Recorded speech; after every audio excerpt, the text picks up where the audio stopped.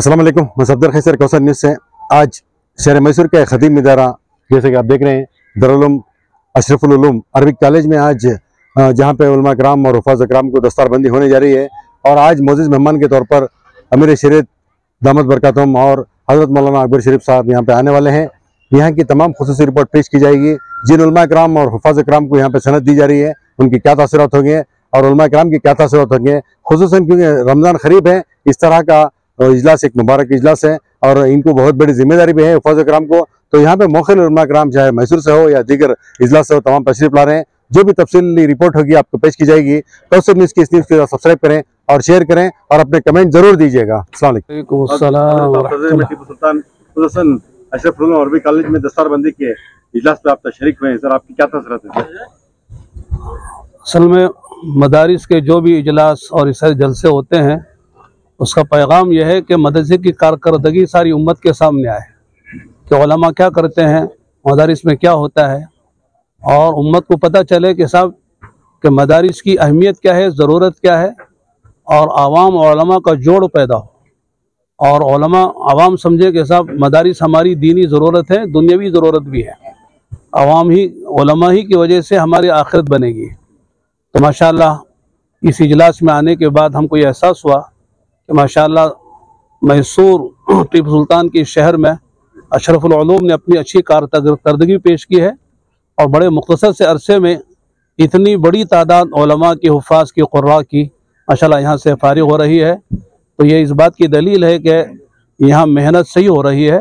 हम आमतौर से कहते हैं कि चार बातें अगर हों और इदारा तरक्की करता है, एक तालीम मुनज़्ज़म हो, अच्छी से अच्छी तालीम हो, दूसरे तरबियत अच्छी हो, ये दोनों का ताल्लुक़ मुहतमिम और असातिज़ा से होता है, और दूसरी दो बातें हैं, एक क़ियाम का निज़ाम अच्छा हो, ताआम का निज़ाम अच्छा हो मदारिस में, इसका ताल्लुक़ मुंतज़िमा से होता है, कमेटी से होता है, इसके लिए माल लगता है। तो लिहाजा माशाअल्लाह यहाँ ताआम का निज़ाम भी शानदार, क़ियाम का निज़ाम भी अच्छा है और माशाअल्लाह इतनी बड़ी तादाद जो उलमा, हुफ़ाज़, क़ुर्रा की जो मुख्तसर से अरसे में यहाँ से तैयार होकर उम्मत की खिदमत के लिए जा रही है, यह काबिल रश्क है।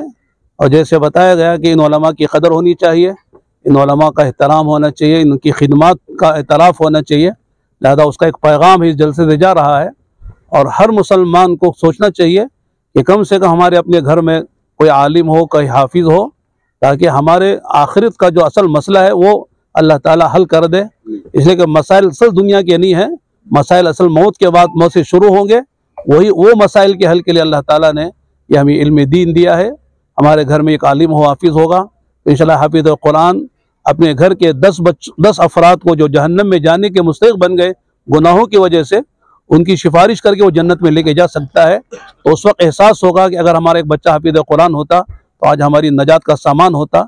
इसलिए उम्मत को इसका पैगाम दिया जाता है कि हुफ़ाज़ की कदर की जाए, अपने अपने घरों में उलमा हुफ़ाज़ को पैदा किया जाए और इसको आम किया जाए। अल्लाह ताला आप हज़रात को भी ज़्यादा खैर दे कि आपने बेहतरीन जो है यहाँ पर मंजर कशी की है और एक पैगाम सारी उम्मत में जाएगा, भाई ऐसे जलसे होना चाहिए और ऐसा पैगाम उम्मत को जाना चाहिए। इस मदरसे के जो अशरफुल उलूम तो मदरसा है, इसके बानी हज़रत मौलाना मोहम्मद नसीम साहब दामद बरकातुहुम जिस तरह की मेहनतें और मुशक्क़तें की हैं, जिस तरह सारे रियासत कर्नाटक में मदरसों को जो है वापस इस तरह उभरना है, तो उसको क्या करना चाहिए?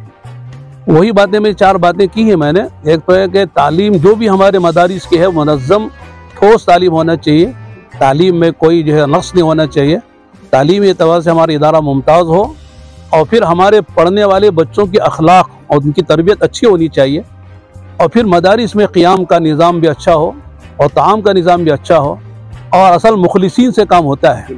हदीस में आता है कि अल-मुखलिसून हुम मसाबिहुल हुदा, मुखलिसीन जो है वो हिदायत के चिराग हैं।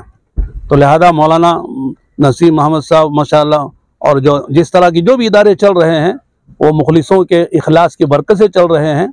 और जैसे मैंने अपने बयान में अर्ज़ किया था कि उलमा का इल्म उम्मत को मिले और उमरा का अदल मिले और जो है अगनिया का उसकी सखावत मिले और अल्लाह वालों की दुआएं मिले, तो इंशाअल्लाह ये उम्मत का बेड़ा पार हो जाएगा। इस्लाम के सतून होते हैं और अकाबिर उलमा कराम की मौजूदगी और खुसूसन अमीर शरीयत साहब भी मौजूद हैं। सर, उन्होंने न सिर्फ आपके मदरसे की तौसीफ की है बल्कि एक तरह का आपका मदरसा मॉडल करार दे रहे हैं। सर, आपकी इस ख्वाहिशों के बारे में क्या कहेंगे? اس کے سلسلے میں جو بھی مدارس ہیں خلوص اور للہیت کے ساتھ جب آدمی شروع کرتا ہے تو اس کے اندر جو ہے اللہ تعالیٰ کی تائید بھی ہوتی ہے اور غیبی مدد بھی ہوتی ہے۔ اندازہ نہیں تھا کہ مختصر صرف شعبہ حفظ کھولیں گے بول کر میں کھولا تھا، لیکن وہ قدرت کی طرف سے وہ جگہ جو اب مدرسے کی موجود ہے وہ بھی بغیر پیسے کے جو ہے ایک صاحب دے دیے، اور اس کے بعد جو ہے سوم تک پڑھا کر میں سبیل الرشاد بھیجتا تھا۔ یہ جماعت کے ایک بچے جو اب فارغ ہوئے ہی یہ بولیں ہم یہیں پڑھتے میں وہ آخر تک پہنچ گئے۔ یہ اللہ تعالیٰ کی طرف سے ہوا ہے، بس اللہ قبول کر لیتا ہوں۔ 1988 1980 پڑھا جی،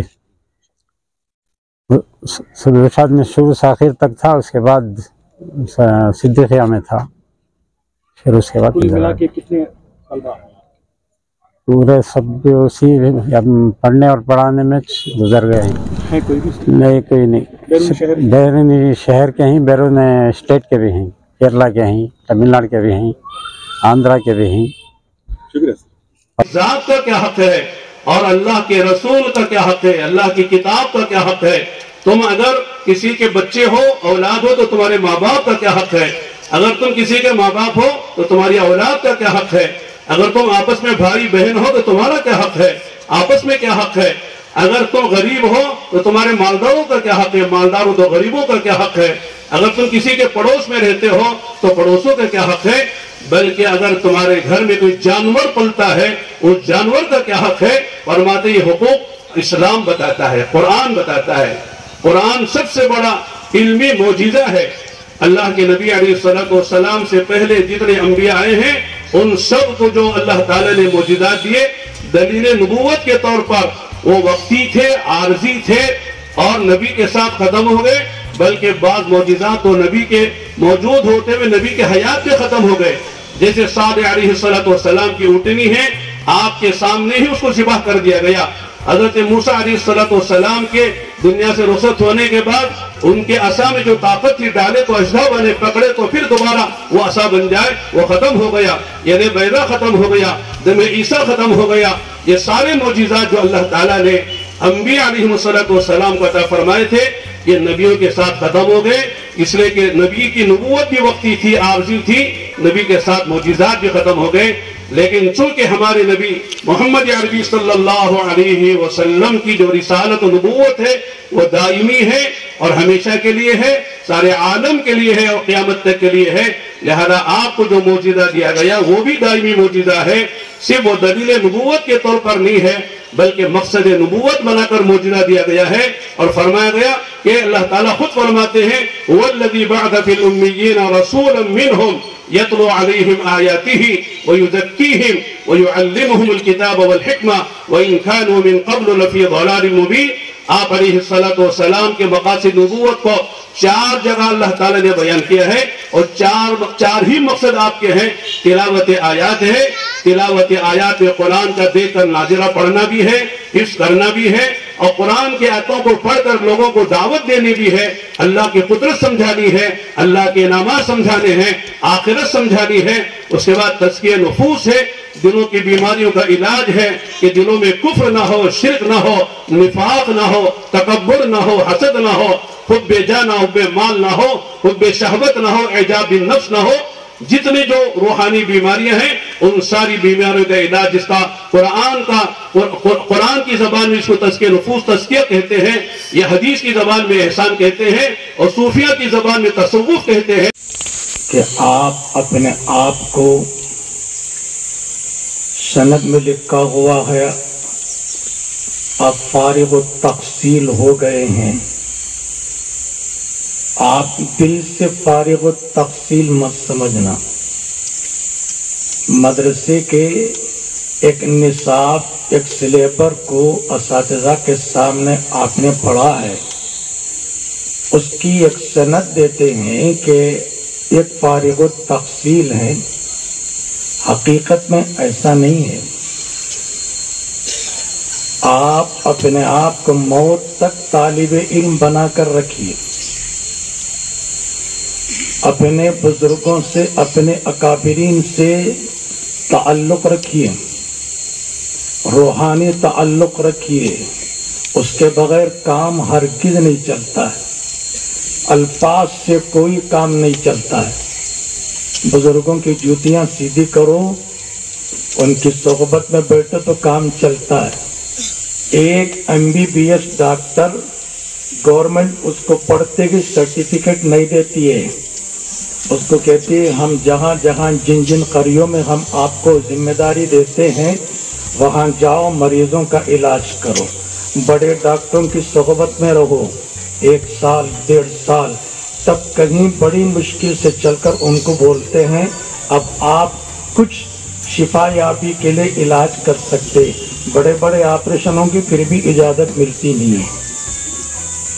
मैं उन तलबा व हुफ़ाज़ से दरख्वास्त करता हूँ बहुत ही मुबारकबादी के साथ, तकमील हिफ्ज़ कुरान यकीनन बहुत बड़ी बात सआदत बात है, लेकिन याद रखिए इस पर आपका खुश हो जाना खुश फहमी है आपकी। इस कुरान को मौत तक थामे रखना आपकी जिम्मेदारी है। एक नेमत नहीं थी आपके पास, कुरान की नेमत। जब आपको वो कुरान की नेमत मिल जाती है, मिलने के बाद नेमत को ज़ाय करना सबसे बदतरीन गुनाह है। दामत बरकातुहुम ने उलमा की खिदमत में जो कीमती बातें जिक्र फरमाई, वो उलमा के लिए बहुत ही दामन से और अपने पल्लों बांधने की हैं। हम सबको उस पर अमल की ज़रूरत है। अल्लाह हम सबको तौफीक अता फरमाए। एक बात अर्ज़ करके बात मुख्तसर ख़त्म कर दूँ। दूसरी तरफ इसमें अमाइदीन भी हैं, हाज़रीन भी हैं, ज़िम्मेदारान मदरसा हैं, मसाजिद हैं और दीगर हज़रात अमाइदीन हैं। हमारी भी बड़ी ज़िम्मेदारी बनती है कि मेहनत के साथ फारिग होने वाले इन उलमा और फुज़ला की कदर करें और इनसे वैसे पेश आएँ जो इनका मकाम है और इनकी वैसी खिदमत करें जिसके ये काबिल हैं। बड़ी कुर्बानियाँ होती हैं इस मंजिल तक पहुँचने के पीछे, हमें उसका अंदाज़ा शायद नहीं होता। दीनी मदारिस को जिस सादगी की नज़र से हम देखते चले आए हैं, उलमा को भी उसी सादगी में लपेट देना चाहते हैं। ये बहुत ही गैर मुनासिब चीज़ है, हमें इसकी तरफ तवज्जो करनी चाहिए, उलमा की सही कदरदानी होना चाहिए। और एक बात रह कर बार बार जहन में आती है कि अक्सर लोग ये चाहते हैं और ये सोचते हैं और उलमा के लिए इसे एक बहुत बड़ी कीमती राय समझ कर देते हैं कि उलमा को अपनी आमदनी और अपनी कमाई और अपनी खुद कफालत का कोई रास्ता होना चाहिए। ज़रूर अच्छी बात है, हम अपनी गैरत और अपने वक़ार के लिए इसका इंतज़ाम करें और कुछ करें, लेकिन जब उलमा ऐसे काम करने लगते हैं तो शिकायत भी अवाम ही की तरफ से होती है। ये इमाम होते हुए फ़लाँ काम कर रहे हैं, ये मुदर्रिस होते हुए फ़लाँ काम कर रहे हैं। ज़िम्मेदारी हमारी है कि हम इनकी कफ़ालत करें और इनकी ज़िम्मेदारी का बोझ हम उठाएं और इस इल्म की इशाअत में हम उनके साथ दोष बदोश रहें। ये एक अहम ज़िम्मेदारी की चीज़ है, इस तरफ हमें तवज्जो करनी चाहिए और इनको कुछ सिखाने और मज़ीद कुछ इनको किसी चीज़ से आरास्ता करने की फ़िक्र के बजाय हम इनकी ज़िम्मेदारी को संभालने की कोशिश करें। लोग हदाया देते हैं, लोग वो फुलां देते हैं, इसे एक आयब समझते हैं, पता नहीं किस नीयत से देते हैं। बहरहाल अल्लाह ताला उनकी नीयतों पर अजर देने वाले, लेकिन इससे ज़्यादा बड़ी बात है कि उनका सही हक़ हम अदा करें, उनकी ज़िम्मेदारियों की कफ़ालत सही तरीक़े से करें। मसाजिद के ज़िम्मेदार हज़रात इस बात में अपने दिल को कुशादा करें, खोलें।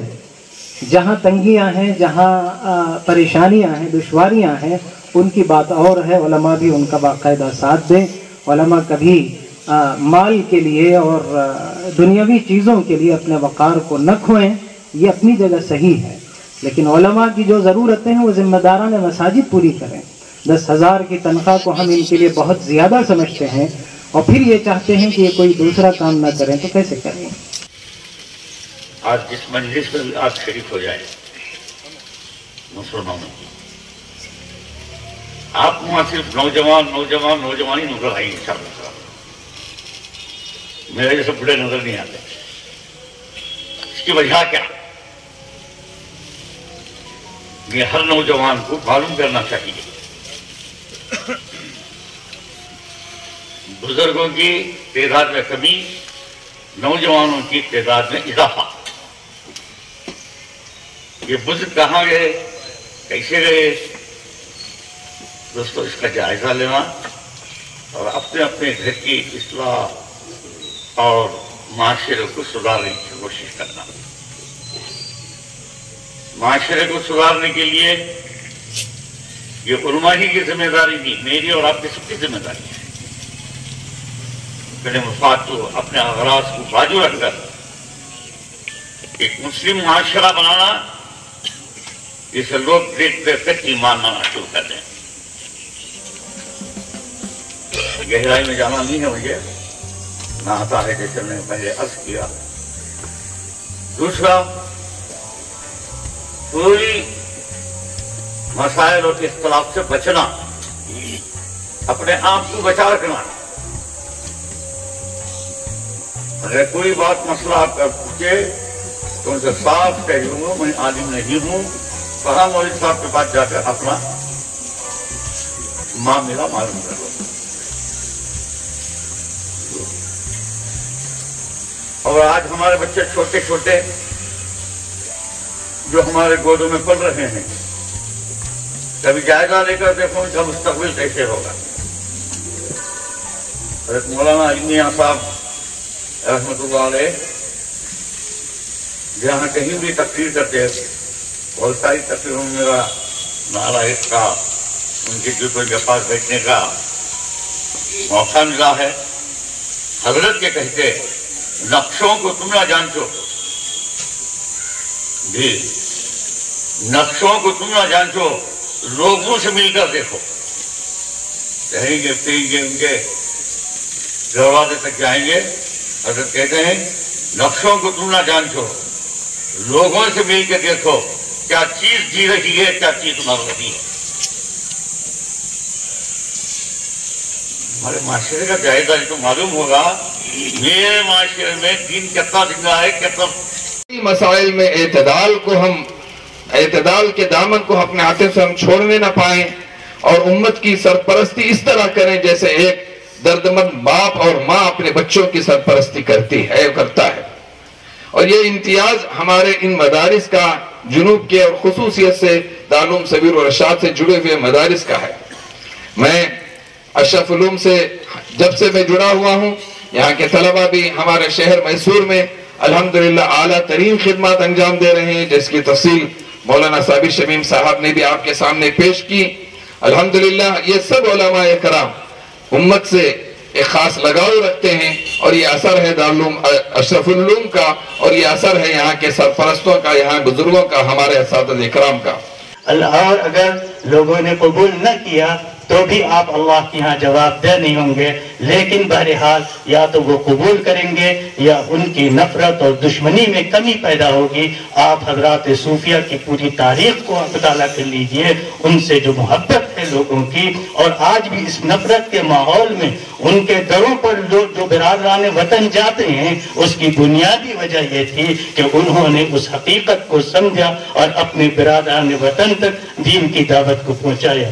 میں اس وقت ظاہر سی بات ہے کہ کوئی لمبی گفتگو نہیں کر سکتا، میں نے بس اشارہ کیا یہ تین چیزیں برادران وطن کے ساتھ آپ کا سلوک برادرانہ ہونا چاہیے، خدمت خلق کے شعبے کو اختیار کیجئے، دین کی دعوت کو پھیلائیے، اور چوتھی چیز اپنے اندر تواضع انکساری پیدا کیجئے، یہ اللہ سے ربط و تعلق کو بڑھائیے۔ یہ اللہ سے ربط و تعلق اللہ کے نزدیک تو محبوب بنائے گا ہی، لیکن متعدد حدیثوں سے اشارہ ملتا ہے کہ انسانوں کے نزدیک بھی اللہ تعالیٰ انسانوں کے دلوں میں اس کی محبت پیدا فرماتے ہیں۔